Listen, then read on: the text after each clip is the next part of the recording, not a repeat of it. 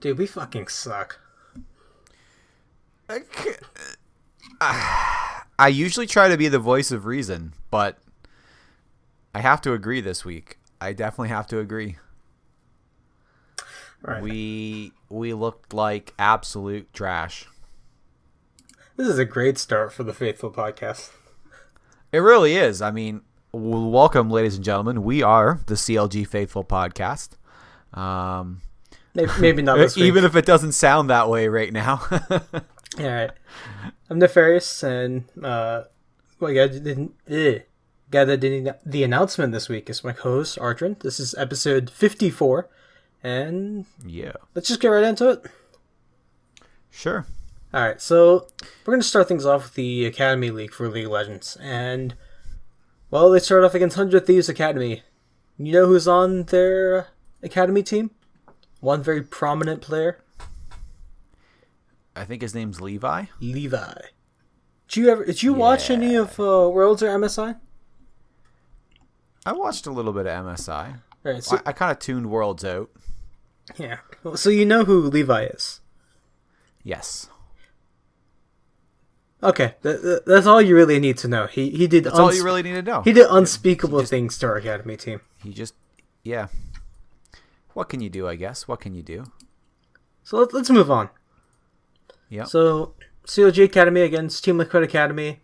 As usual, we lost. Right. Let's move on there. Well, actually, this is the one. Hold on, we won a game? Star. Holy shit, we won a game. Yeah, we did actually. We won against a team that had the same record as us, but just in reverse. So they were winning up to that point. Yes. So we were the what is it? David against the Goliath, and we just happened to pick up that right stone and just sling it right into their eye. But they also threw pretty hard. So yeah. It's okay. It's okay. It's a win. We'll take it. We'll take it. We'll take it. Exactly. I actually have a photo of the post game, or say the post match thing, where it's got the final image of the game. I just have it captioned, "Has science gone too far?" Yeah, I think that it may have. It may have. I actually didn't believe it. I didn't get to watch it live. I was like, wow. No, did this really happen? All of these games happen while I'm at work, essentially, so it's like, don't get a lot of time to watch. I was at work too, that's why. Yeah. All right. I'm going to spend all the time on the Academy game, but the problem is I don't have as much to talk about because the opposing team threw, and that was one of the big things. I guess to give credit where credit's due, Otto played super well that game. Yep. He and ended then Omar up going legendary right at the end too. Right, 907. Omar God had some really good engages. Yep. I mean, looking at both mid laners, like Tuesday did pretty decent. He ended up going 4, 6, and 13 on Syndra. That's a little kind of high on the deaths, but like he was getting a lot of assists compared to his kills. But at least you can look over and like Team Liquid Academy's mid laner went 4, 7, and 2. So arguably our mid laner, while having the same amount of kills and one less death, was at least helping. More impact on the game for sure. Yeah, exactly. All right, I guess we do have to move on. Do we have to? Well, I guess in some sense CLG did win. Really? Have you seen the roster for Liquid? That's true. In a way, 3/4 of Liquid was CLG at one point. Mm-hmm. All right, so just to set up what exactly we're looking at. So going into this week, after the Team Liquid game, we're looking at the second half of the split, right? And that's when you start looking at playoff. Who are your playoff contenders? Who are the ones that are going to miss out? And who are the ones that are pretty much guaranteed to make it in? So the ones that are, I'm assuming, are guaranteed to make it in at this point are going to be Team Liquid, Echo Fox, and Cloud9. Yep. I mean, unless they have some just catastrophic breakdown, those three are pretty much guaranteed in. Right. I'm also assuming that Golden Guardians are out. Mm-hmm. But then again... actually, they beat... Did they beat TSM, or was it Team Liquid? They beat Team today, Liquid. or yesterday? So that... They beat Team Liquid. That's actually pretty bad for us. And I'll go into that in just a minute. Yeah. So Clutch Gaming actually got their game over TSM, which this puts them with a 2-game lead in front of TSM, who's the next person closest to them. So this puts them in pretty good standings for playoffs as well. This leaves 3 spots if you don't count Clutch, 2 spots if you do count them left for playoffs. Now, above us is pretty much everyone else except Golden Guardians. And I want to say it was FlyQuest that lost to Optic. I can't remember the results of that game. I can't either, but at any rate, we're tied right now with Optic Gaming in ninth place in the standings. Then that means FlyQuest won. So yeah. All right. So what does that mean? This meant that we absolutely had to win the. Crap. Who did we play? I'm completely blanking out. 100 Thieves. 100 Thieves. Afterwards. Yeah. So we absolutely had to beat 100 Thieves, and then next week we have. We have Clutch Gaming and Golden Guardians. Those two are absolutely must-wins. Then after that, we have Cloud9, Team Liquid, FlyQuest, and Echo Fox in that order. The very last group we have Optic Gaming and TSM. Yeah, I mean, like right now we're sitting just behind TSM. TSM's 4-6. We're 3-7. The only team that's not above us in the standings that we play, well, I guess is Optic Gaming and Golden Guardians, but I mean that's 7 games away basically before we get to the Optic Gaming final weekend play. Every other team is a positive win rate right now. Well, I guess except for FlyQuest, but every other team we're playing is a top seed contender for playoffs. Right. So the big thing here. We lost 100 Thieves in a game that we absolutely needed to win. Now we're up against Clutch Game and Golden Guardians next week. If we lose those, 100% playoffs are out, just the way we're playing. Even at that point, it would put us at 3-9 if we go 0-2 next weekend. Well, let's say we win those 2 games. That puts us at 5-7. 5-7. That's still not a great score when you start looking at all the other teams and how far ahead they are. Our playoff chances are extraordinarily slim. You would have to hope that Golden Guardians... We need to win... You have to hope that Golden Guardians steals wins off of any team not CLG, Cloud9, Team Liquid, or Echo Fox. They just stole a game off of Team Liquid. That's actually kind of bad for us because it makes that middle of the pack that's in playoffs a little bit more muddy. Because right now, it's only 10 games in this week, but... Still, you have Echo Fox sitting at the top, 9-1. Cloud9, Clutch Game, or Cloud9, 8-2. So basically, those 2 guys almost guaranteed in at this point. Even if they were to throw the rest of their matches, they are set in looking at what's left. But the middle of the pack right now, because it's only halfway through the split, essentially, is... It's a very big toss-up, but the way we've played against all the teams above us, like especially against 100 Thieves and Liquid and Clutch, it doesn't look good for our playoffs chance. Oh, it looks abysmal. Honestly, the way we're playing, we don't deserve to go. And I hate saying it, but... I know, because we are always as positive as we can be, but... 2 0-2 weekends in a row is pretty bad. Right. So unless they magically manage to get their shit together and turn it around, truthfully, they could. They could. This is CLG, but realistically, based on what we saw this week, it's not going to happen. But who knows, right? I just want to say, I'm on Gamepedia's league page. In the jungle, and Dardoch has been 4 out of 5 weeks, he's been the MVP jungler. That hurts. That hurts a lot. I'm just thinking about Xmithy right now. I'd still rather have Xmithy. I would rather have And you want to know why? I agree. You want to know why?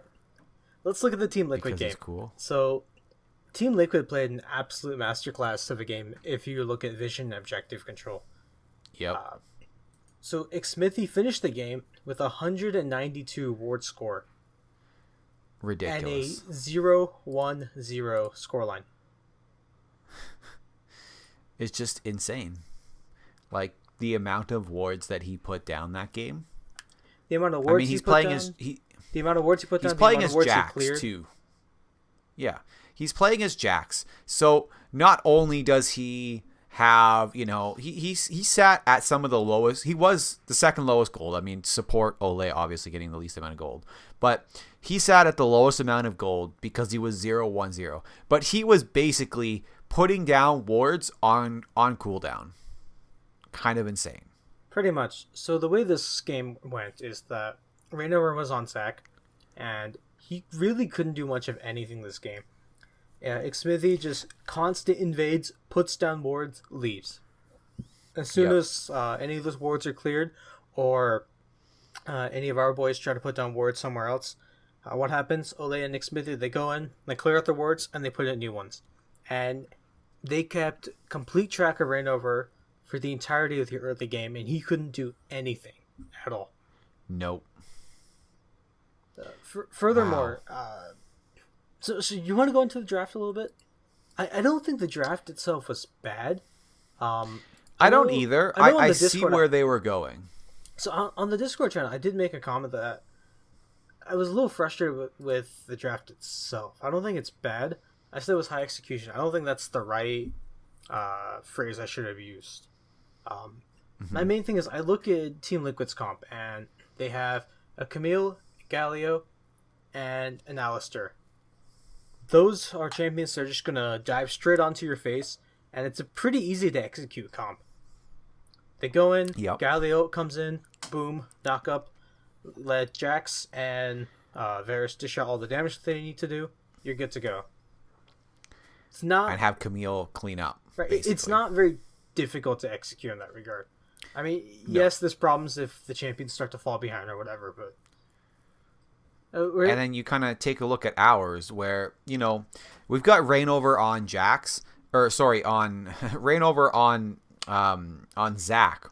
And Zac, while is a good jungler, against a team that can just dive in anyway, he doesn't play very well against that.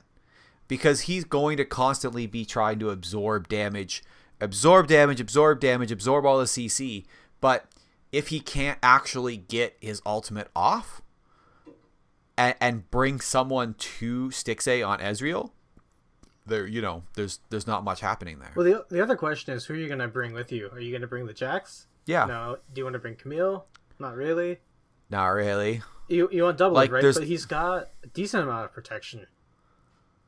Yeah, he's got a Galio ult. It's very difficult to get to him. Yeah, and they really didn't have any way of doing that, essentially. Like, double lift on Varus is just going to kite Darshan if Darshan's trying to, chase him down. It is Gnar, and then he's just going to call for help. Yeah. He did have a pretty good game as Gnar, but... Yeah. Well, the other issue I have right now is that, again... The draft in and of itself, I think the draft, again, is fine. I just like the simplicity of their team comp versus our team comp, where you have to play a split pusher, whether we're doing a 1-4 or a 1-3-1 comp. Yep. It's more difficult to execute. Your communication has to be on point. The macro has to be there, and right now we've shown that we don't have that kind of macro. It also kind of just feels as though, like, Smithy, Pobelter, and Doublelift are all just like, oh yeah, I've seen this shit before. I used to do this. And we're just like, okay, I know exactly how to react. Because this was how I was told to play for, like, 3 years. I mean, this was absolutely CLG's bread and butter. Yeah. It was a 1-3-1, and then a 1-4 split push. And they just were like, okay, we know exactly what's going to happen here. Let's counter. And it bit us in the ass. For the first, really the first 26 minutes, the gold was pretty close. It hovered, it was pretty even, dead on even for the first 12 minutes. And then the next 14 minutes, it was even, but because of a Baron, because of an Infernal Drake take, a Tower take, and a, what the heck is the mini Baron thing called again? Rift Herald take. It basically kind of gave Team Liquid a small gold advantage.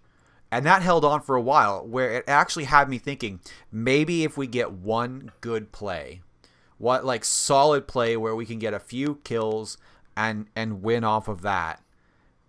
And it really didn't help. It didn't happen. Yeah.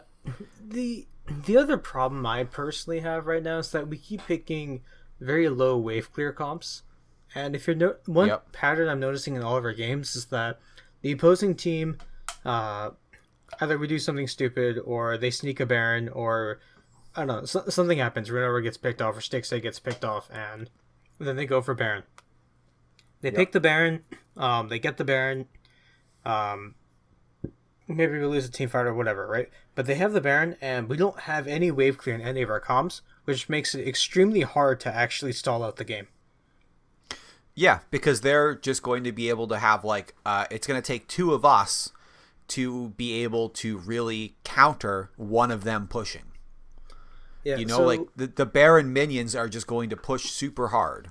Right, so what happens is invariably they end up getting Baron. Usually we lose some bot lane inner turret or the bot lane inhibitor. From there, they take that inhibitor. Super minions are pushing in. And then if they need another Baron or something, they'll get that. Or they'll take Elder or something. And they'll close out the game by going through top or mid and while the minions are pushing. Right? The standard closing that you expect to see. But we don't have any wave clear to stall it out. No.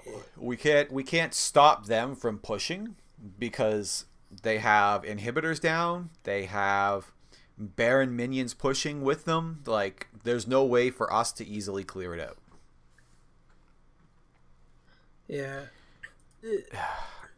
It was just bad. It was bad.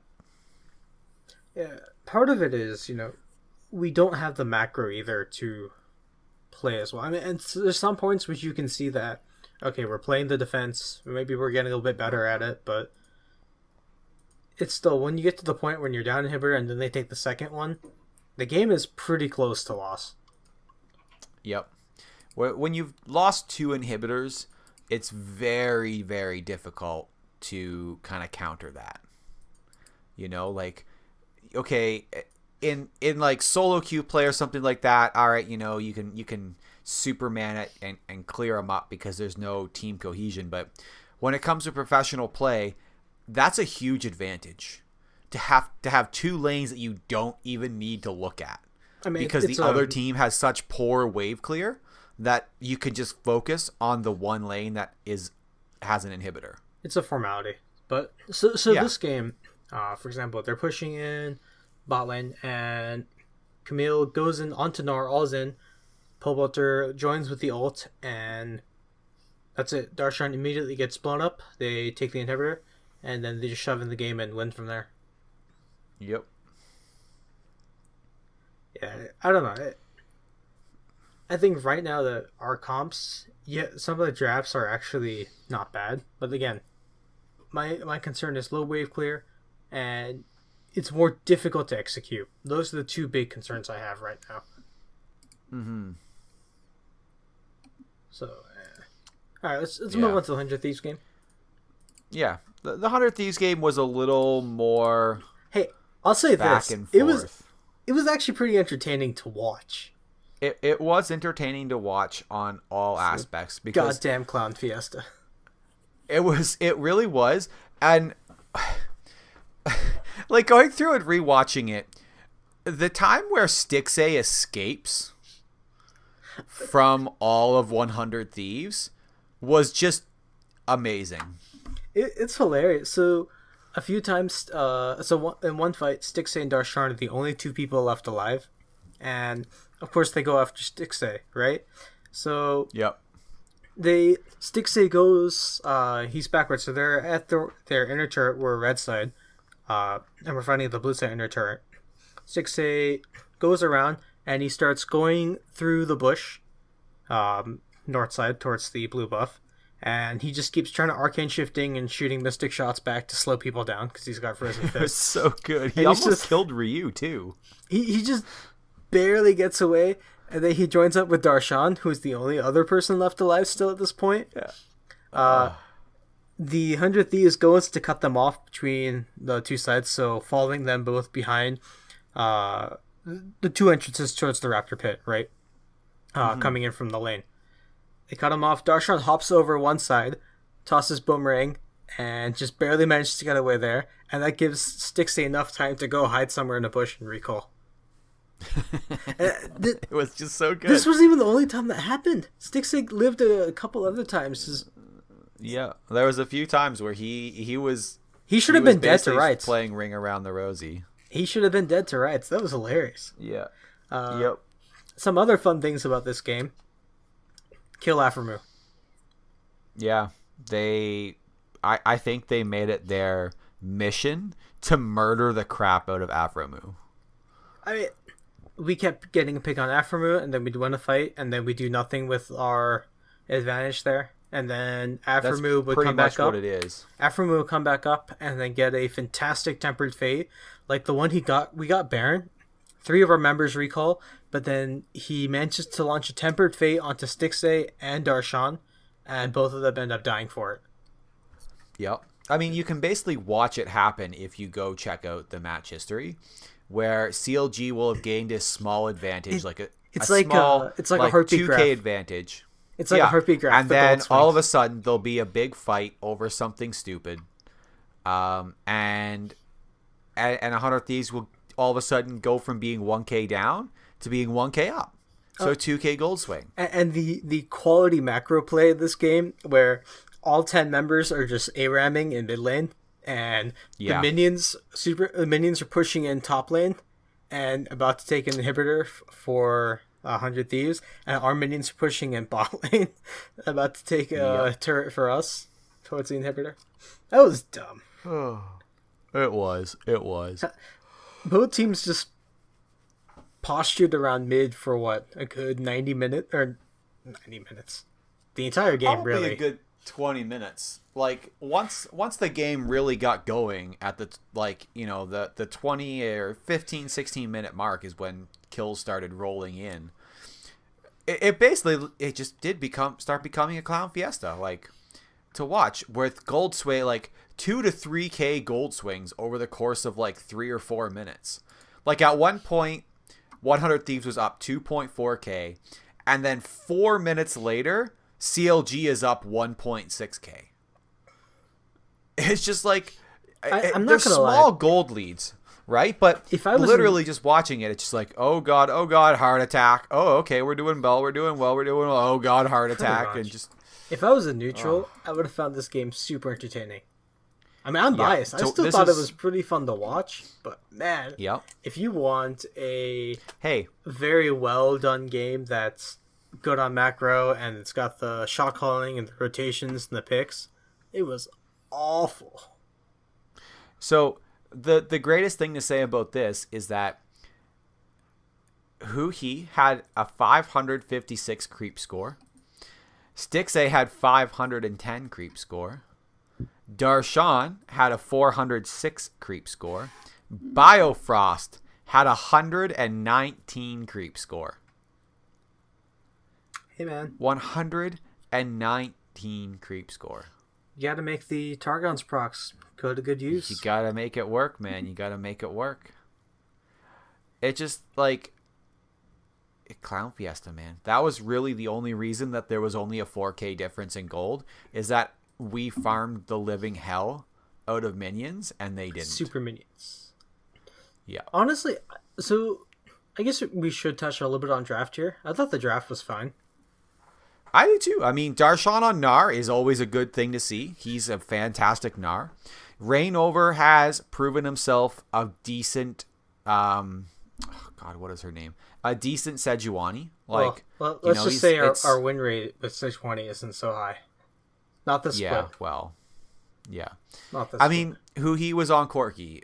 Huhi and Corki are a pretty decent combination. Not bad. And I mean, Stixay on Ezreal is always a good watch. You know, like he's really good on Ezreal. Well, Biofrost on Taric is, you know, he's pretty good on Taric. I don't know. He's pretty good. Yeah. So the Stixay on Ezreal, right? Traditionally, Ezreal's been one of his signature champions, but he's not been doing so hot. If you look at pure win rate, the split on Ezreal. In terms of pure win rate, I would agree. But I think like his mechanical play on Ezreal is top notch. And I think the biggest issue that he probably finds with it is that CLG is expecting him to become hyper carry.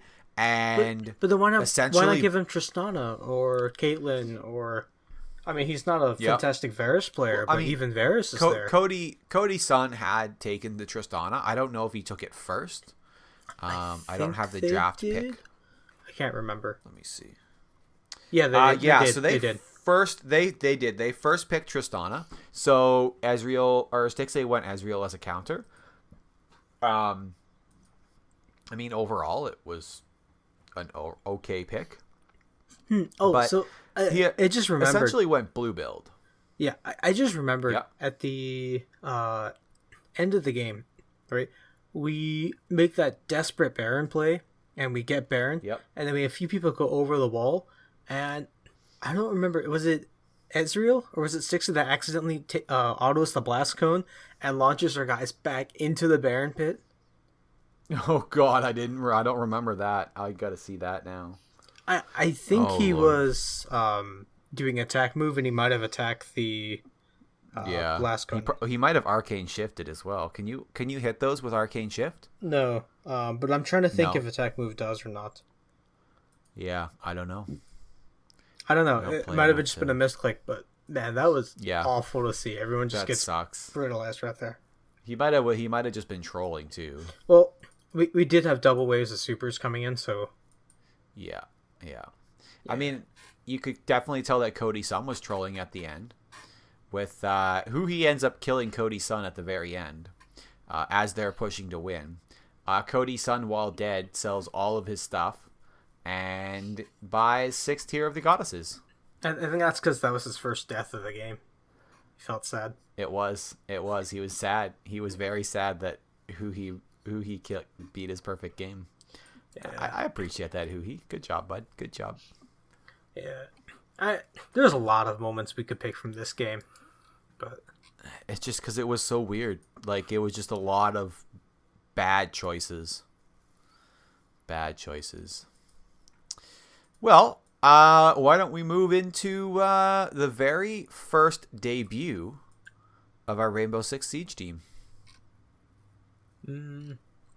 Yeah, let's just do our final thoughts on the league stuff. Okay. One concern I have is, I want to say it's 8.4 where Baron and Eldrake get buffed.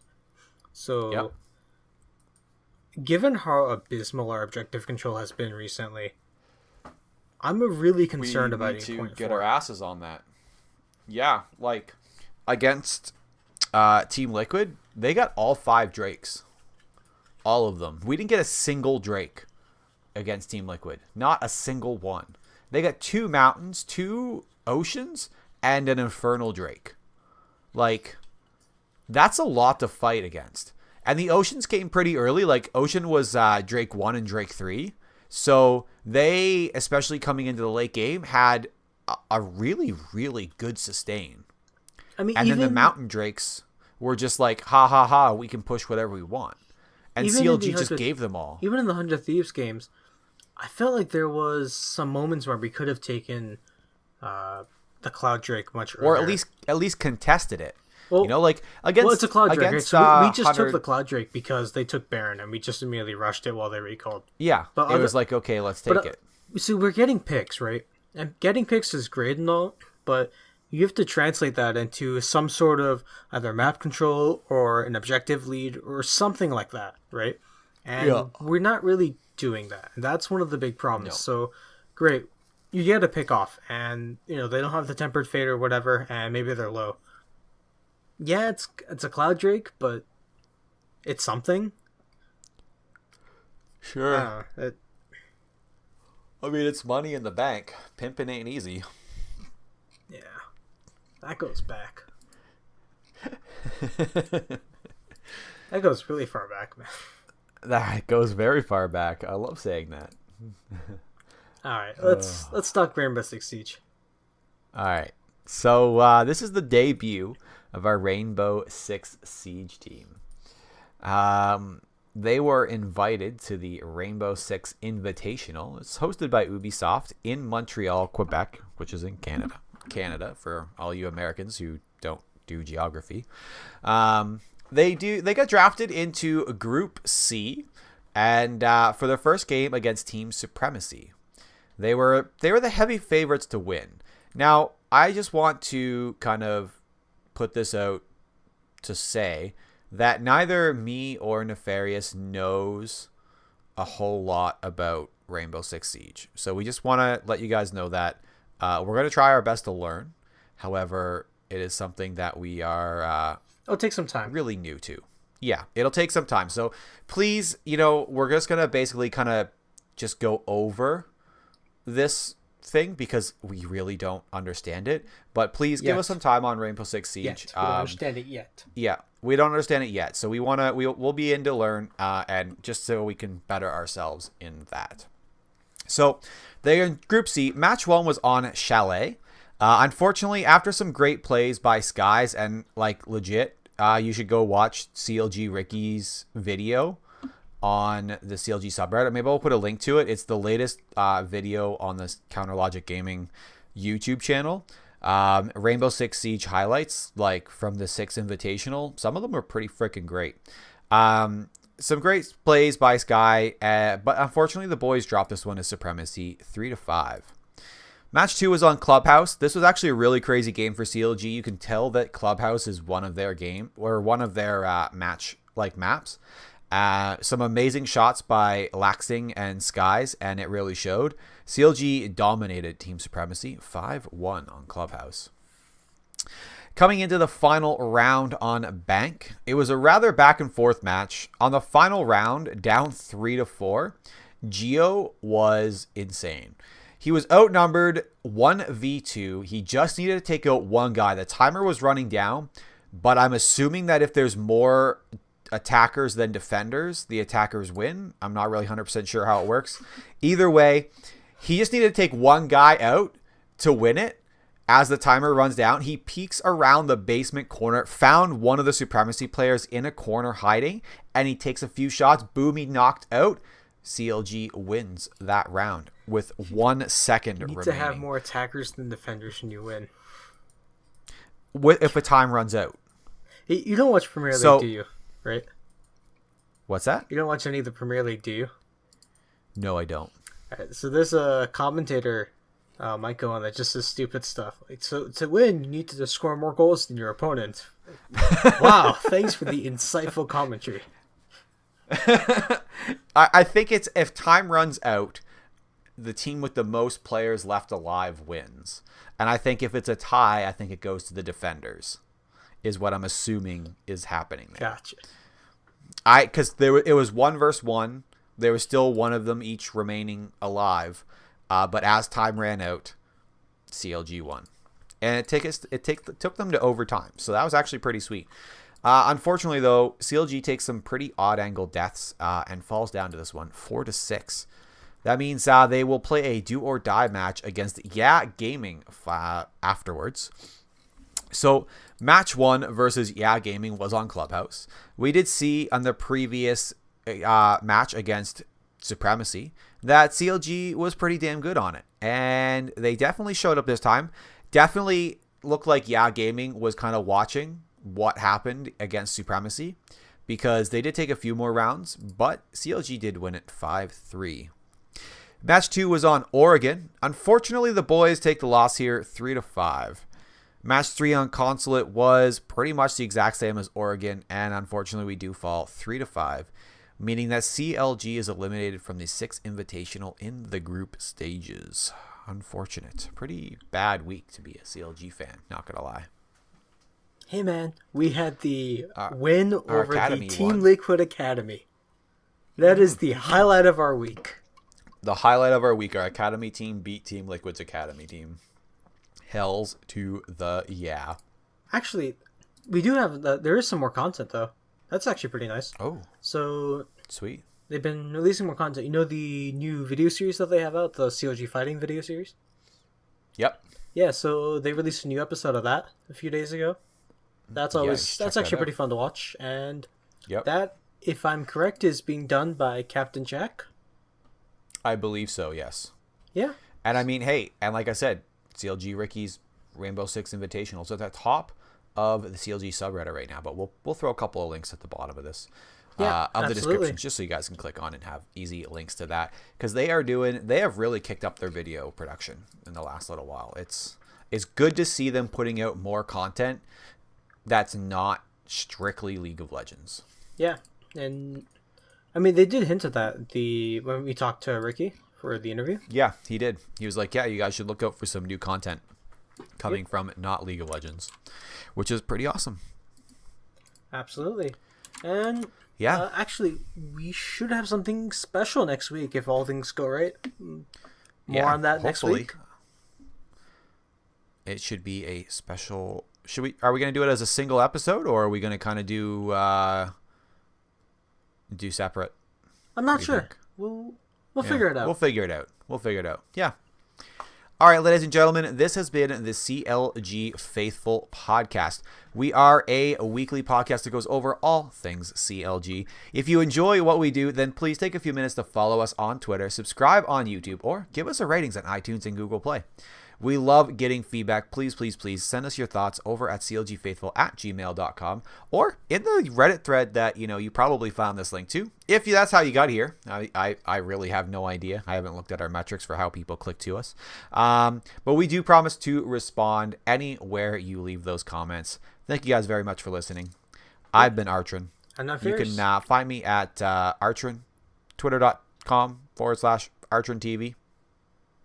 Yep, you can find me over at Twitter at AnyFARI0USS.